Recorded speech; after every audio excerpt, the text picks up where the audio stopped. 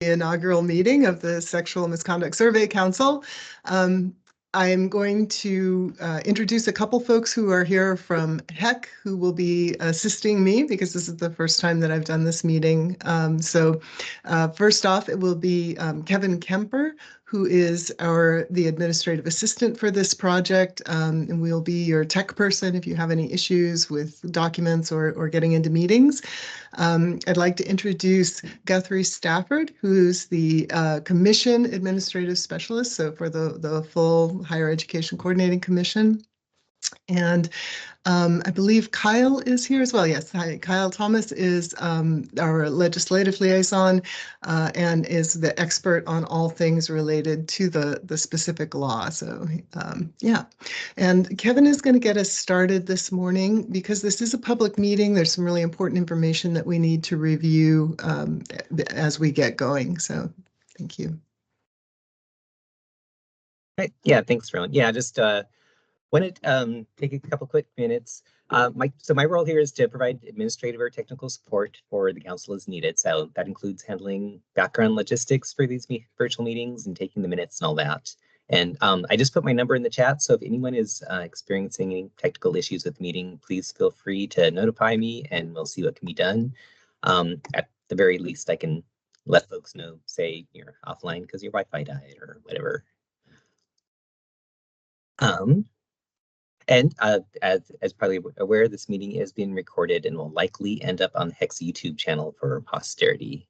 And so before moving on to introductions, I'm going to spend a few minutes here just at the top of the very first meeting to get a housekeeping item out of the way and go over some Oregon public meeting law. And I apologize in advance. I'm positive a good majority of you already have a basic understanding of public meeting requirements. I just want to cover some quick points and make sure we all start with the same understanding on it. I'm going to go ahead and share a slide here.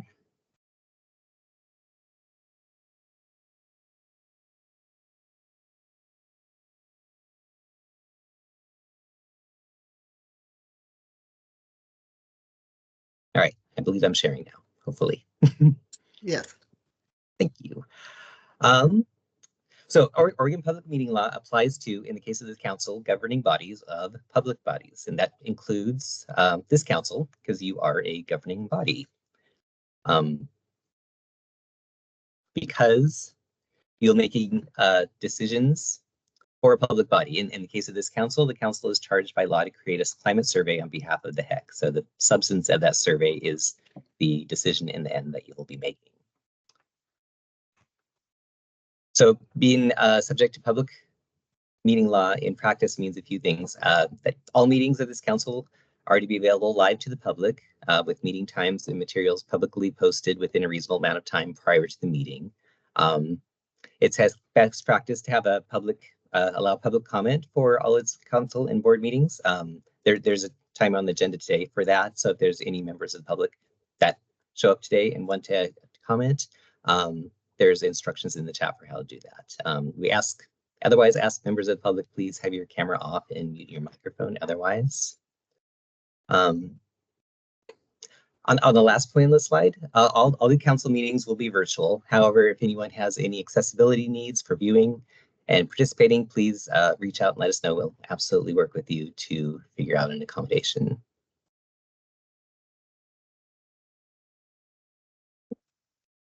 There we go. So the biggest point we want to make today, as far as public meetings go, is that you'll need to keep any substantive discussion of council business between you and the other council members in the public meetings only. So communication with other council members are fine outside of the topic of the survey. It's not like you can't talk to people and you can just discuss logistics and stuff like that. But talking about the survey in a deliberative way, the discussions will need to be kept in the public eye. Within that framework, there's a few possibilities for making your work more efficient that you could decide to do, such as creating smaller work groups. The work groups would need to be publicly posted and viewable, but a quorum would be required as long as there's no voting or action items done in those work groups. And then also, like, say, draft documents could be shared online, that multiple council members could do comment markups on which that could be discussed later properly in a meeting. And I believe Ron can discuss those options further later on. There's a link in the meeting materials to a DOJ document that discusses public meeting law further. If you're new to the topic, I would highly recommend checking it out. It's very readable and informative. Otherwise, before we move on to the next agenda item, are there any questions?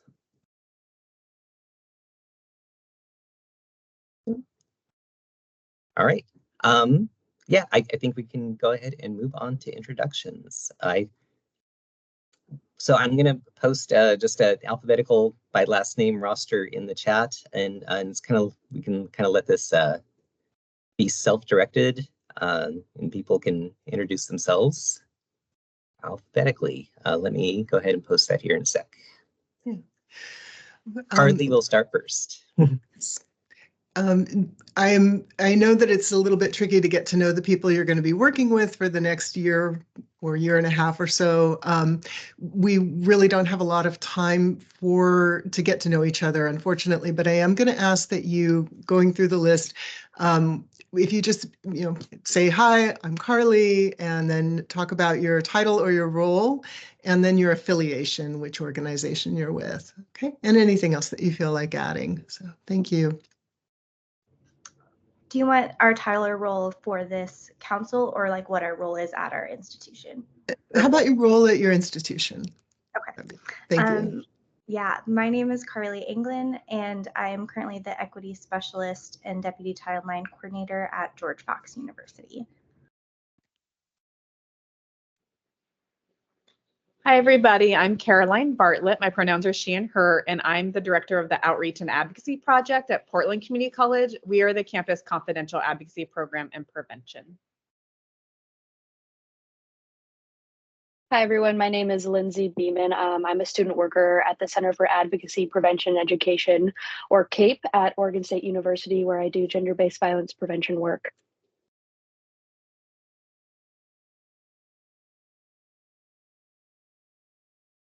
And I think Jenna is not going to be able to join us today. So Ethan?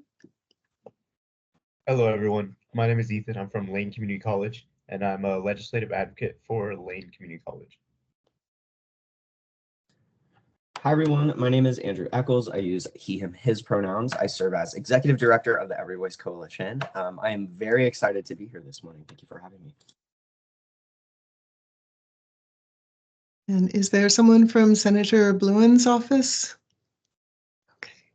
Yes, hi. This is Senator Sarah Gelser Bluen. I am the state senator from the Corvallis area. And hi, Lindsay Beeman. I didn't know you were going to be on here.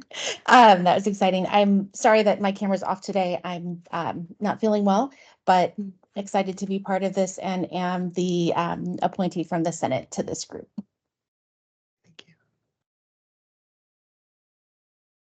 Good morning. I am Catherine Green. I go by Katie.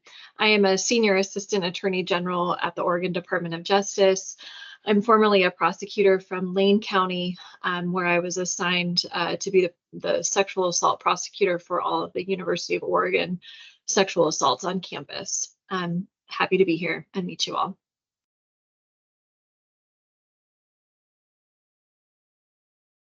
And is Representative Hartman or someone from her office here? I'm here. Good Thank morning, you, everybody. I'm sorry, my computer kept kicking me off. So are we just doing introductions? Yeah, just introductions. Okay. Thank you. Well, good morning, everybody. Representative Vanessa Hartman. I'm the representative for House District 40, Gladstone, Oregon City, and was also the chief sponsor for House Bill 3456, which is the creation of this council. And I just want to express my gratitude for you all being here and taking time and volunteering your time to work on this really important topic. And I'm looking forward to just being a support as I can from on the sidelines. So thank you again. Good morning and afternoon for me from Maryland. I am Jimmy Howard. I serve as the Associate Dean of Students at the University of Oregon and also a Deputy Title IX Coordinator. I oversee our prevention and response efforts regarding sexual violence, IPV, and Title IX. Thank you. Hello, everyone. I'm Tiffany Hyde. I'm currently a student at Rogue Community College. I'm the student body president, and I am an OSA representative doing the student organizer work at RCC.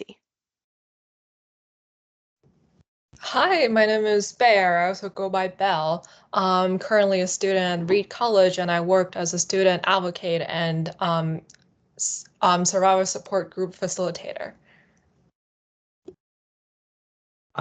Yeah, I don't see that Grace is here today or Representative Mannix, although I believe that someone from Representative Mannix's office is with us today also. Yeah, hi, that's me, Michelle. My name's Michelle Moon. I'm Representative Mannix Policy Director, and Representative Mannix is traveling today, so he's actually on a plane, couldn't make it. So I'm filling in and will inform him, and he is excited to be a part of this and just looking forward to participating. Hi, I'm Juliana. I use she, her pronouns. I'm a student worker at the University of Portland for the Office of Institutional Research and the managing editor of our school newspaper. I go to University of Portland. So it's nice to meet you all today. Hi, my name is Adea Powell. I'm Assistant Director of Institutional Research at the University of Portland. I'm also head of this survey development, and we just did our campus climate survey that was for us, by us, made for our whole community. Okay, have a good day. And Rudy Ann, are you able to? I think so. Can you hear me? Oh, there you are. Yes, there you are. I see you. Hi. Hello, everybody. Good morning and good afternoon. So my name is Rudy Ann Rivera Lindstrom, and I am the Higher Education Coordinating Commission's Director of Diversity, Equity, Inclusion, and Accessibility in the Office of the Executive Director. Nice to see you all today. Hi all, my name is Carly Broner. I use she, her pronouns, and I'm the campus coordinator at the Oregon Sexual Assault Task Force. So my job is to provide confidential technical assistance to all of Oregon's institutions of higher education. And I'm so thrilled to be able to be with you all today. Thank you. My name is Serena Saturn. I use she, they pronouns. I'm also very excited to be here with you today. I wear a lot of hats, but I'm currently editor for the Advanced Journal for Individual Institutional Transformation for Social Justice out of Oregon State. I was also faculty at the University of Portland. And Dr. Powell brought me on because I love making DEI climate surveys.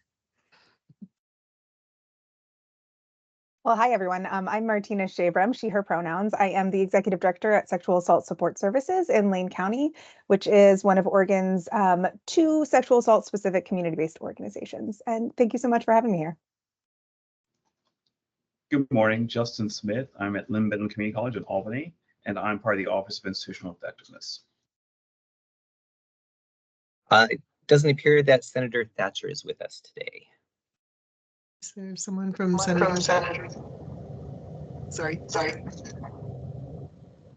Go ahead, thank you. Okay, sorry. So I guess that leaves me. I'm Dr. Jennifer Wilson. I am the Executive Director for Diversity, Inclusion, Cultural Engagement at Oregon Tech. I'm also the Title IX Coordinator here, and I had the privilege of working very closely with Representative Hartman on some of the technical fixes for this bill. So I'm excited to be a part of this group and to move this forward. Great. All right, thank you very much, folks. I'm really, really glad to see you all here. The next section, we're going to talk a little bit about organizing the work of the council. There's let's see, Kevin, do you have the document for or can you put a link in for the scope of work, if that's possible, so that folks can see that? I might be able to do that as well. Sorry, should have had that keyed up. I'm going to just review the charge of the council. The legislation, and if you haven't already read the legislation, and I know some of you are much more familiar with it than I am, highly recommend that you do that. The 3456 was amended with some mostly technical fixes in the spring of this year. So I'm not sure that the updated law is currently posted on the ORS legislative site. But we can help you access that if you're not sure where to go for that. Just to kind of go over real briefly, the deliverables for the council are a base sexual misconduct survey, which is due by the beginning of the academic year 2025-26. So that's about 15 months or so away. I've kind of got an arbitrary deadline because the legislation says the beginning of the academic year, and of course that varies slightly for everybody, but around about Labor Day in September 2025, I think is probably a pretty good date to shoot for. The council will also be developing and making recommendations for implementation for the survey. So thinking about how campuses can get good representative responses, ways that they can protect the confidentiality of respondents, those kinds of things will also be part of what your work will be. Those recommendations will be made into rules by the full Higher Education Coordinating Commission. So, but you are welcome to be as aspirational as you like in the implementation guidelines.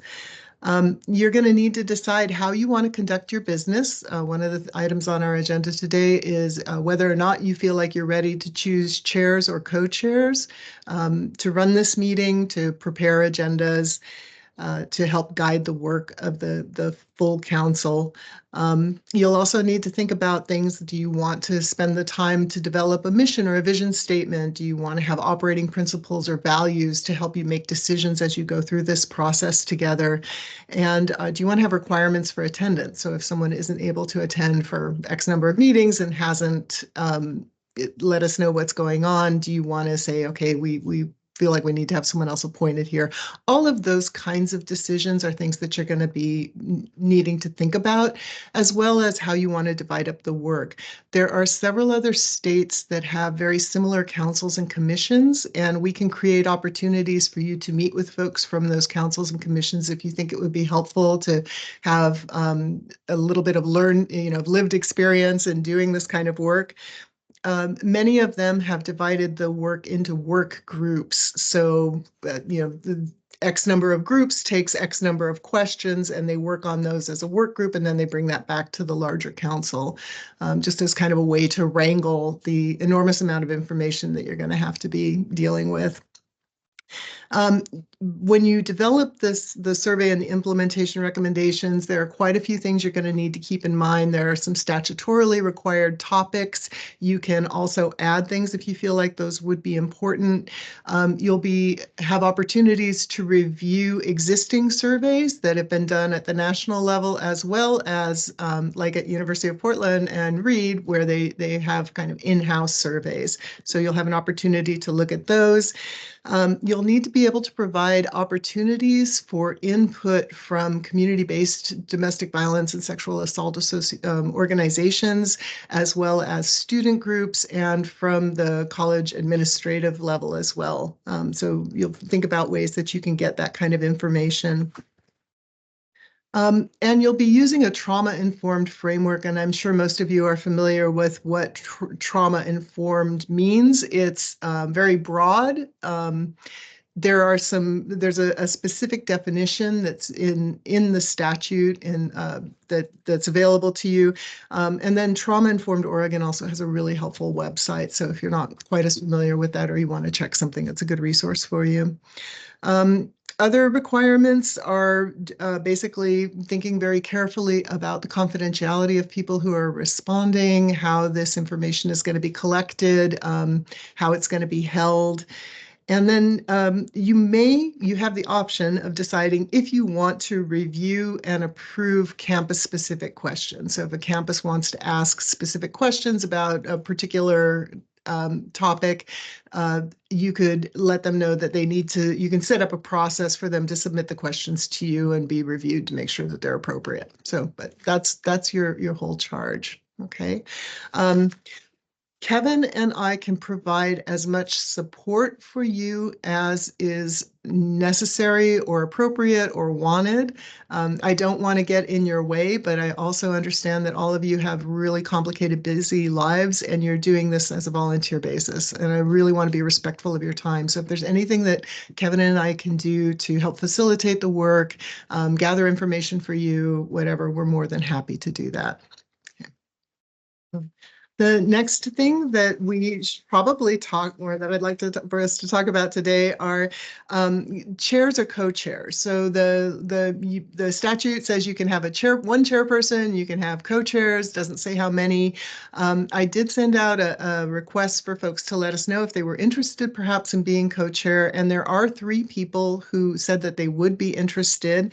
I'm going to say your names, and if I got it wrong, please, if you're like, no, that wasn't me, then please let me know. And if you're interested in being co-chair, please let me know too. The co-chairs will pretty much chairs will set up their rules with the help of the council.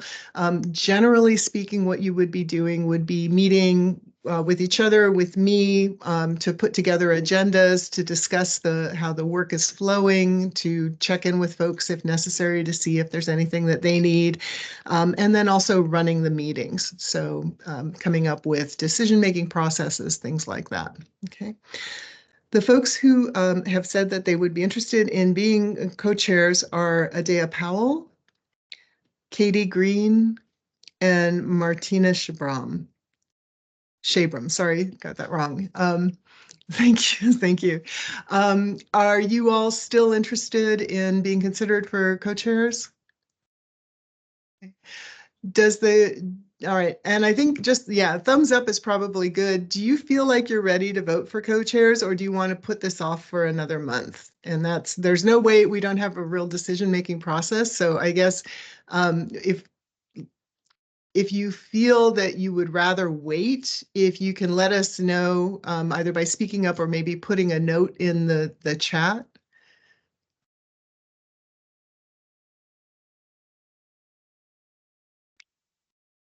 And if we feel like we're ready to move ahead, Kevin, could I ask you to put Adea's, Katie's, and Martina's names in the chat so that folks know who we're voting on? And I apologize, this is really awkward. We're going to do this with you all in the room. And I'm going to ask if you can raise your hand, or first off, do you feel like 3 co-chairs is too many? So is 3 co-chairs too many is the first question, I think. Okay, great. Thank you. I thought so too. So perfect. All right.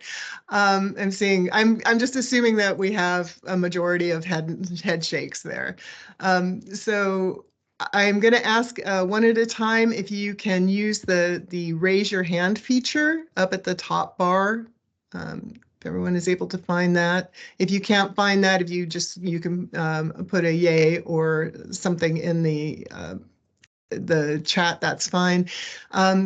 Would you like to have Adea Powell as one of your co-chairs? Yes, so raise your hand, please, if that's a yes. Okay, great. That looks good. Kevin, do you have that noted? We'll give Kevin a second.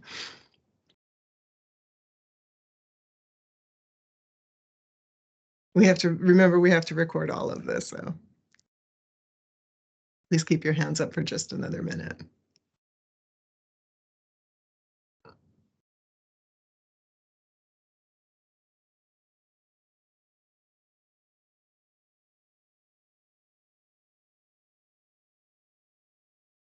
Okay, got it. Thanks. Great. Thank you. Okay. All right. If you want to go ahead and put you can keep your hands up. If Katie Green is our next co-chair. If you would like to have Katie Green as co-chair, please raise your hand.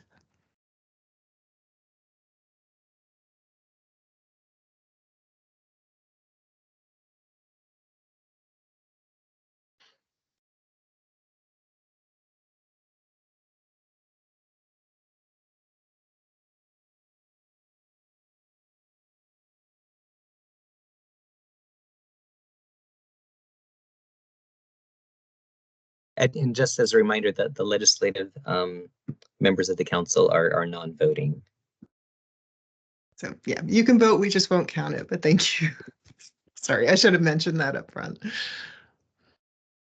No worries. Okay, thank you. Got it, thank you. Okay, great. All right. And finally, Martina Shabram, if you would like to have Martina as one of your co-chairs.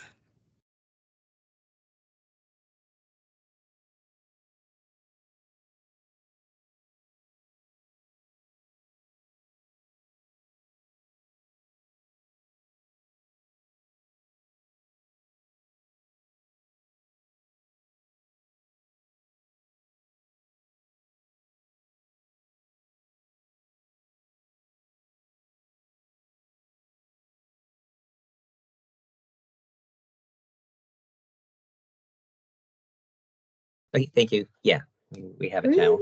Yay, congratulations. I'm so glad. I'm so relieved. Great.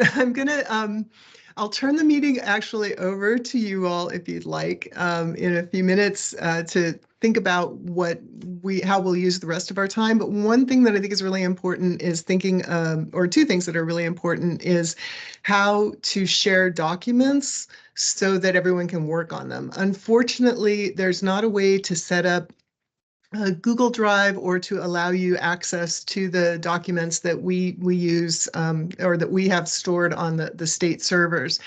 So I'm suggesting a platform called Basecamp, which some of you may or may not be familiar with. With Basecamp, what would happen would be I would send you a invitation, you set up an account, a login account with your name, email, and create a password for it. It's not an app that you have to download to your phone. It will notify you if you want, and you can turn notifications off. It's extremely flexible. So what I thought I would do is go ahead and share screen and just let you know what it would look like. Also, Basecamp has really good technical support. So there's a lot of little videos on it. So it's fairly simple.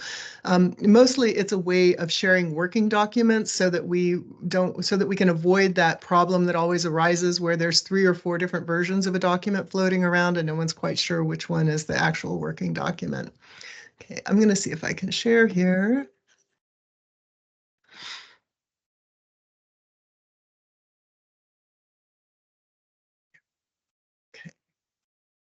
All right, so this is what the Basecamp homepage looks like.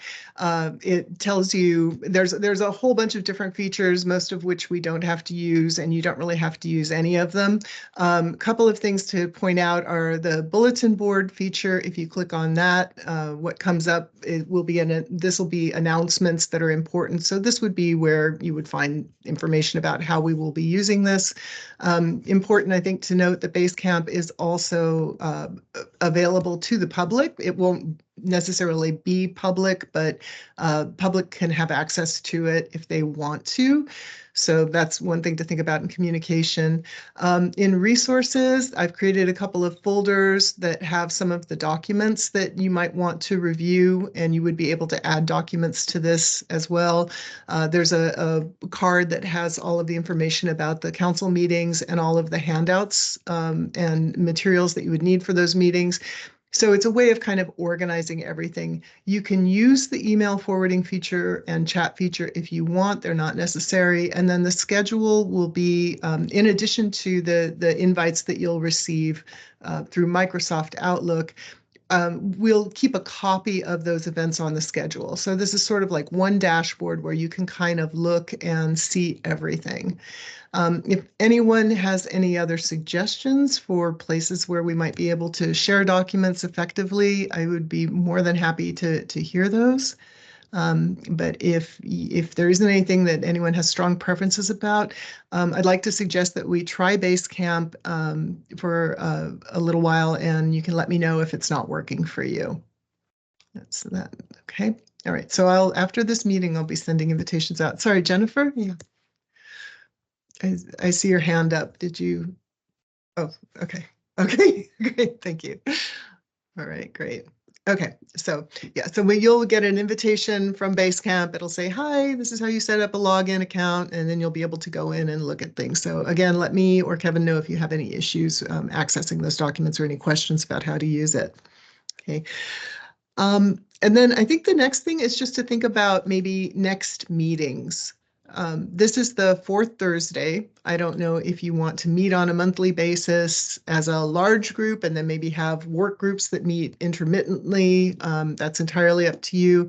But if you would like to think about days and times, if the fourth Thursday tends to work for folks, we can just set that up. Or if you'd like me to send out another when is good type poll, we can do that.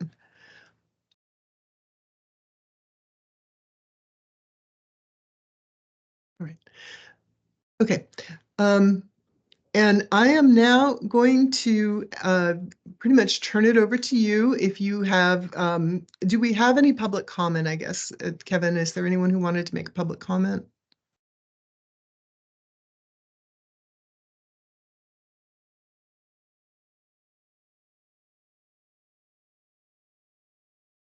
No, we have no public comment today. Great. All right. I'm going to turn it over to your co-chairs then. And so you can decide how you'd like to use the rest of the time, if you want to talk about work groups or things like that, or getting to know each other a little bit better, whichever. And then we will adjourn at 11 o'clock or earlier if you'd like.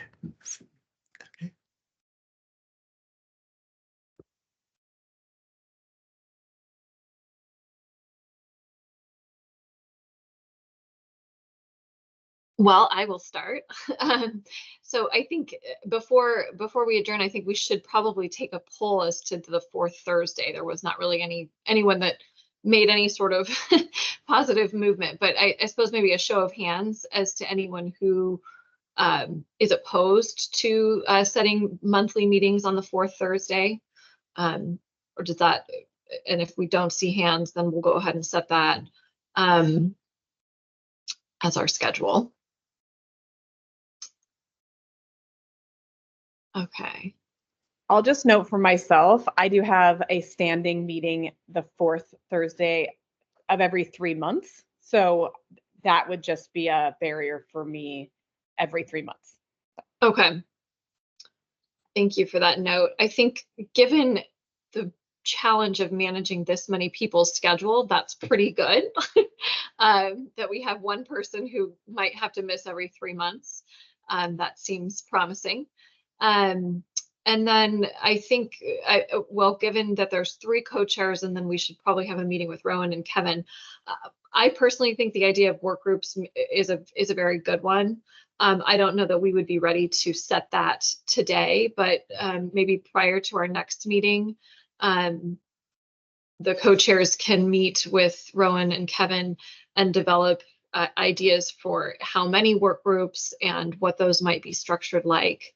And give folks an idea of those prior to next meeting, so folks can sign up for ones that are of interest to them. Does that seem like a prudent plan, my co-chairs?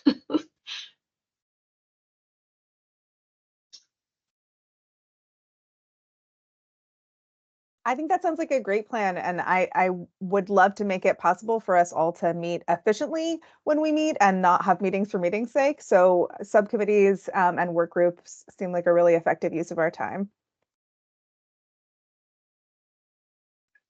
I agree. And there's one particular document that will help us in designing that work group. So based on whether it's the base commission and what's required in the base survey. So that will help outline how we can design the work groups. Fantastic. Would you mind putting that in the chat, or is that in the initial materials that we got? That's in the initial materials that we got. Okay.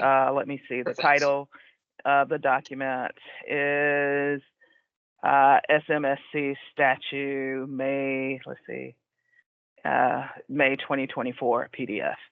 And it has the requirements for the base survey, what kind of questions should be asked, and we can kind of divide it along that line. Excellent.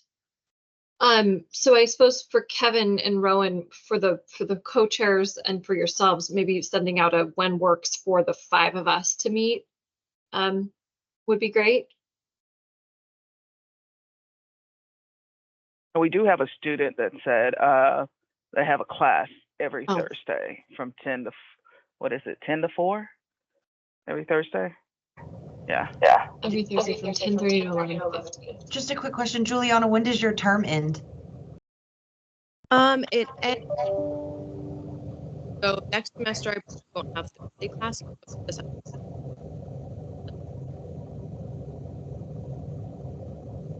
Does look like Bell also has class on Thursday. So we can think about that.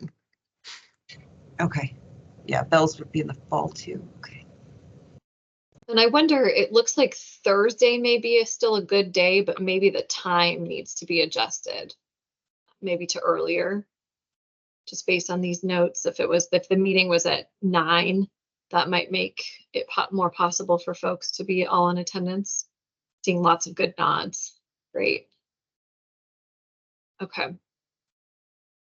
So maybe a show of hands for the next meeting. Would setting this at 9 work better for folks? Show of hands as to a vote for that for 9 a.m.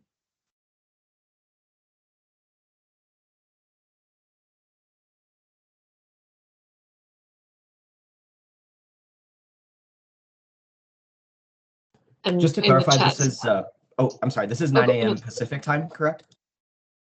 Yes. Awesome, Yeah. thank you.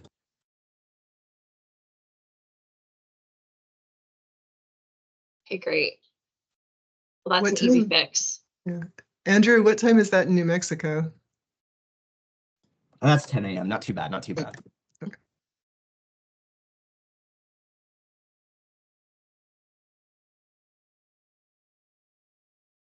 Great. I don't think I have anything else. I think we've, if anyone else wants to jump in, but that would be we're in a good direction. I guess my only question would be, does anyone have like an immediate aversion to the idea of using Basecamp or immediate enthusiasm towards that idea? And do we want to make that decision prior to the next meeting so that we can use that tool? Or would you rather us come next meeting with recommendations or a chance to vote or something like that?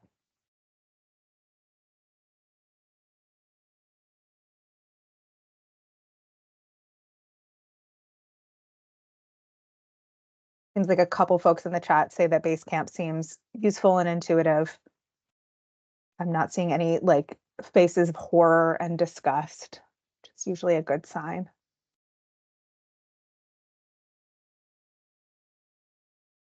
Okay, well, we can say also that we can start by using Basecamp and give that a shot for now. And if in the next month, before our next meeting, or in the next however many months we're together, we do start finding it not useful, we can always pivot. Okay.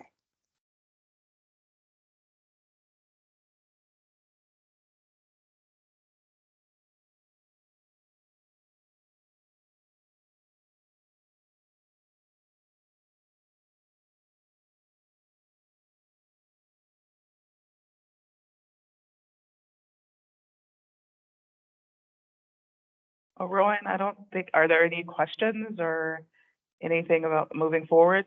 Anybody? No? Great. Well, thank you so much. I think you just got a whole bunch of business done in like very few minutes at all. I think this is a great start. I would just a reminder that I know that there's some changes to Title IX that have just come out. As far as I know, those Title IX changes aren't really going to impact our work here. I'm not aware of anything. If anyone knows anything differently or we find out, we'll let you know. And then just a reminder too, there is a federal survey that's going to be that's been mandated that will be coming out. But the information that I got from the folks at the Bureau of Justice Statistics is that survey, the federal survey, won't be completed and given to the Department of Education until September of 2026. So who knows what's going to be going on in 2026. But that would mean that probably the earliest that the federal survey would go out would be September 2027. So regardless, we will have at least one survey cycle before the federal survey comes out. Okay. All right. Okay, well, just thank you again so much for being here, for committing to this work. I know, just from everyone's background, you all understand how really important this is to folks on campus. I am really excited that we're going to be able to get some really good data that's looking at what's actually happening and not just what students are feeling comfortable reporting. Kevin and I are available to you for any kinds of questions, technical questions, anything that you have. If you want to talk about what the work is, we're happy to do that. We will not, of course, be able to do anything as far as deliberative decision making outside of these meetings. And just so you know, too, a quorum is, we have to have a quorum in order to be able to make decisions as a group. The quorum is 10 voting members. So just to keep that number in mind. So yeah, I'm really excited too. All right, and with that, I will release you all back into your days and look forward again to working with you. Take care. Thanks, folks. Take care. I do see, Ethan, you have a hand up. Was that accident or on Ethan? purpose? That was Okay. an accidental hand up. Yeah, sorry about that. But everyone have a good day, and I'm excited to work. Thank you. Awesome. Thanks, y'all. Bye, Martina. Okay.